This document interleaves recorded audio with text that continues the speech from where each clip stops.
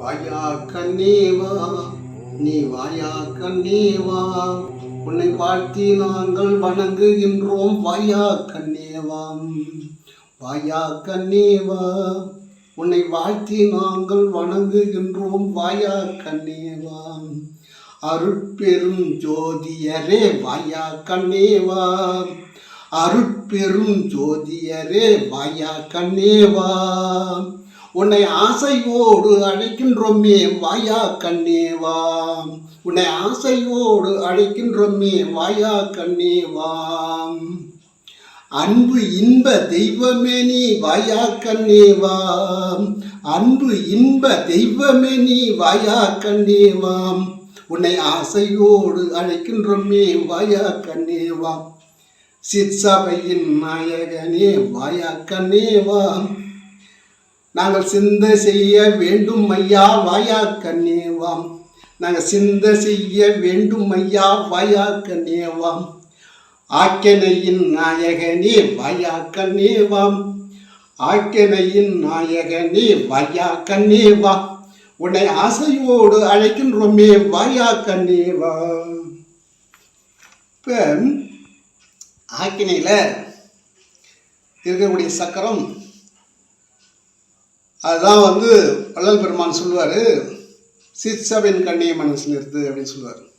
இது பேர் சிற்சபை, பொற்சபை, ஞான சபை அப்படின்னு சொல்லுவார். ஞான சபை இங்கே வடலூரில் கட்டிக்கிற ஞான சபை இதுதான் ஞான சபை, அதுதான் ஞான சபை, சிற்சபை, பொற்சபை. அப்போ அனைத்து சக்கரங்களின் தலைவர் யாரு? ஆக்கினை. ஆக்கினை சக்கரம் அனைத்து சக்கரங்களுடைய தலைவர் ஆக்கினை சக்கரம். அப்போ பாருங்க, எல்லா சக்கரத்தையும் இயக்கக்கூடிய சக்தி இது கையில் வச்சிருக்கு. ஒரு மாநிலத்தில் ஒரு தலைவர் இருக்காங்கன்னா அவங்க கையில் எல்லா சட்டமன்ற உறுப்பினர்களும் ஒரு கையில் இருப்பாங்க. அதுபோல் எல்லா மாநில தலைவரையும் ஒருத்தர் கையில் இருப்பாங்க, பிரதமர். அதுபோல் இந்த உடம்புல இருக்கக்கூடிய சக்கரத்தை எல்லா சக்கரங்களுடைய தொடர்பையும் இவர் வச்சிருக்கார். இவர் தான் மாஸ்டர் அப்படின்னு பேர். மாஸ்டர், தலைவர் யாரு? ஆக்கினை. ஆக்கினை சக்கரம் பீட்டரி சுரப்பிக்கு சக்தி ஊட்டுகிறது. பீட்டரி சுரப்பிக்கு சக்தி ஊட்டுகிறது. எந்த சக்கரம்? அந்த சக்கரம் தான். இது இருந்தால் தான் நம்ம ஒழுங்காக மெடிடேஷன் பண்ண முடியும். நேராக நிமிர்ந்து உட்காந்தோம்னா அப்படியே கரெக்டாக நிற்கும். இந்த சூரியகலையும் சந்திரகலையும் சூரியனும் சந்திரனும் சேர்ந்து அக்னியை பார்க்கும். இப்படி பார்க்கறது தான். இங்கே தான் மாஸ்டர் இருக்கார். இந்த மாஸ்டர் இப்படி பார்க்கணும். அது பார்க்க பார்க்க பார்க்க அவர் நம்மளை பார்க்க ஆரம்பிப்பார். அதனால் அவர் பார்த்துக்கிட்டு இருந்தாலும் பார்க்காம இருந்தாலும் நம்ம அவரை பார்த்துக்கிட்டே இருக்கணும். அவர் கேட்டுக்கிட்டு இருந்தாலும் கேட்காம இருந்தாலும் நம்ம அவரை கேட்டுக்கிட்டே இருக்கணும். அப்போ இந்த சுரப்பிக்கு, பீட்டரி சுரப்பிக்கு சக்தி ஊட்டுவது ஆக்கினை சக்கரம். அனைத்து கீழ் சக்கரங்களையும் நாணமில்லா சுரப்பிகளையும் உடல் உறுப்புகளையும் கட்டுப்படுத்தி தன்னுடைய கட்டுப்பாட்டில் வைத்திருக்கக்கூடிய சக்கரம் ஆக்கினை சக்கரம். அனைத்து கீழ் உறுப்புகளையும் அனைத்து சக்கரங்களையும் தன்னுடைய கட்டுப்பாட்டில் வச்சிருக்கக்கூடியது ஆக்கினை சக்கரம். இது பேர் பிரதமர்னு சொல்லுவாங்க. ஏன்னா அனைத்து மாநிலத்தையும் அவங்க கட்டுப்பாட்டில் வச்சுருப்பாங்க. அதுக்கு மேலே ஜனாதிபதி. அப்போ ஜனாதிபதி மாதிரி நம்ம ஆக்கினை சக்கரம். அனைத்து சக்கரங்களையும் உறுப்புகளையும் தன்னுடைய கட்டுப்பாட்டில் வச்சிருக்கக்கூடியது. நாணமில்லா சுரப்பியை சுரக்க வைப்பதும் ஆக்கினை சக்கரம். சிற்சபையில் ஆடுகின்ற தெய்வம் இது.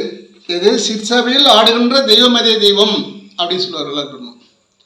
சிற்சபையில் ஆடுகின்ற தெய்வம் அதே தெய்வம் அப்படின்னு சொல்லுவார். அப்போ சிற்சபையில் கவனம் செலுத்து அப்படின்னு சொல்லுவார். இந்த சிற்சபையில் கவனம் செலுத்து.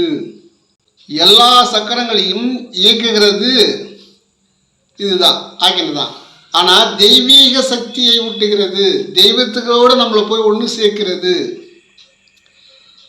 எங்க சுத்த வெளியாக இருக்கக்கூடிய சுத்த வெளியில் தான் இருந்து நம்ம உயிர் வந்ததுங்க, உடலை எடுத்தது. அதான் ஒரு சித்தர் சொல்வார், புத்த குழியில் மண்ணெடுத்து உதரப்போனையில் உண்டை செய்து வாய்த்தா கோயவா நான் செய்த பொம்மை வர ஓட்டுக்காக அதை அடுப்பாம்பே. வாய்த்தா கோயவா நான் செய்த பொம்மை வர ஓட்டுக்காக அதை அடுப்பாம்பேன்னு வரும். அதுபோல் சுத்த வெளியிலேருந்து தான் நம்ம உயிர் வந்து அந்த சுத்த வெளியிலேருந்து வந்ததுனால இந்த தெய்வம் அந்த சுத்த வெளித்தினுடைய தெய்வத்தை அங்கே இருக்கக்கூடிய அருவமாக இருக்கக்கூடிய சுத்த சிவத்தை சுத்த ஒளியை நமக்கு தரக்கூடிய தெய்வம் இங்கே தான் இருக்குது. இது அங்கேருந்து தான் வந்தது. அதை எங்கேருந்து வந்ததுன்றதை நம்ம உள்நோக்கி பார்க்கணும். இந்த சக்கரம் பாதித்தால் 2 பிரச்சனை தான் வருது. சக்கரம் பாதித்தா சைனஸ், இடவிடாத சைனஸ், எப்போ பார்த்தாலும் அதை சாப்பிட்டே இருப்பாங்க. இப்போ இதில் ஒரு மருத்துவத்தையும் கொடுத்துட்டாங்க எல்லாம் சித்தர்கள்.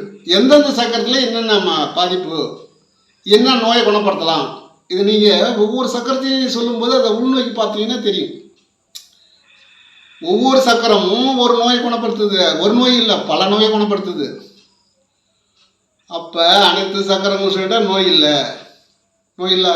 அதான் சித்தர்களுக்கு நோய் கிடையாது, ஞானிகளுக்கு நோய் கிடையாது, யோகிகளுக்கு நோய் கிடையாது, மனிதர்களுக்கு மட்டும்தான் நோய். இந்த சக்கரம் பாதித்தால் சைனஸ், விடாத சைனஸ் இருக்கும். கீழ்நிலை உணர்வு, மேல்நிலை உணர்வு அப்படின்றாரு.